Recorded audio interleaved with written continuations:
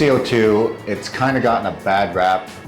It's changing lately because CO2 started out being full ablative, where you were basically burning the top layers of the skin to cause your body to have that natural healing process and heal all of those layers. So it was a really long downtime. Great results lasted for years, but incredibly painful, full anesthesia to the patient, and really long recovery time, multiple weeks recovery time. Now with new technologies and advancements in technologies, we can have fractional CO2 skin resurfacing, which allows for really a lot of flexibility in those treatments. You can really tailor how deep, how aggressive you want to go. It's causing thin layers of resurfacing.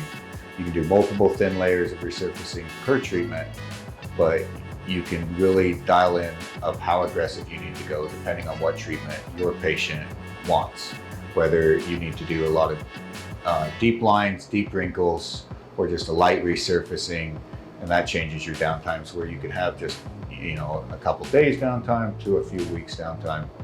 But because it's fractionated, it's causing microchannels to go into the skin, which is going to cause boost in collagen production, the elastin production. So it's going to also provide that tightening effect, as well as the wrinkle being textured and smoothed over.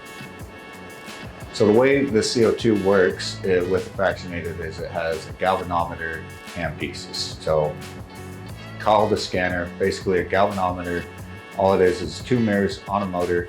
Those mirrors move really fast to change the beam direction, so you can have multiple patterns. So with the Medicreations Medico, we have 7 different patterns that can go to a spot size of 20 millimeters by 20 millimeters to give that adjustments and that flexibility for the treatment. So those microchannels are caused with the CO2 energy, and that can remove also for scarring, but for mainly what we're going to talk about today is that skin resurfacing. So CO2 is a gas laser.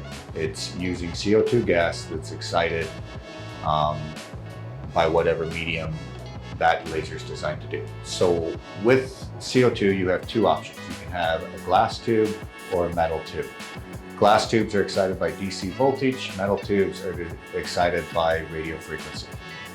So there's big differences between those 2 technologies in the CO2. So a glass tube, again, they're blown by hand. It was the way that CO2s kind of originated. Anytime that glass is blown by hand, there's always an imperfection. So those CO2 tubes need to be regassed every 2 to 3 years, and there's just a little bit more maintenance. As well as DC voltage, it's high DC voltage, so it's a little bit dangerous to work on as a service technician, but also it's not as stable. So if you have a glass tube CO2 laser, you're going to have a little bit more fluctuation in your energy outputs. It's not going to be as tight. It's a gas laser, so you're always going to have a little bit of fluctuation.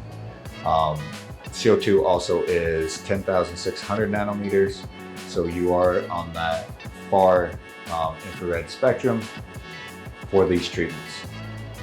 With a metal tube, it's designed a lot better. There's less imperfections, so they only need to be regassed every 8 to 12 years, usually longer. And then with exciting by radio frequency, it's a lot tighter of an excitement, so you're going to get a lot tighter of energy output, so it's a little bit more stable for those desired results. So all of these treatment options do various different things, but they're all great for facial rejuvenation. They all serve, kind of their distinct purposes, from really light, basic overall resurfacing to deeper defined, more aggressive results. Again, every treatment's only as good as the instrument you're using. Here at Medicreations, we try to design our instruments as best as possible to give you the best results and the best flexibility to get your desired results, to have a better outcome for your patients. So we hope you enjoyed this. We hope you got something out of it. Please stay tuned for more to come from Medicreations. Thank you again for watching.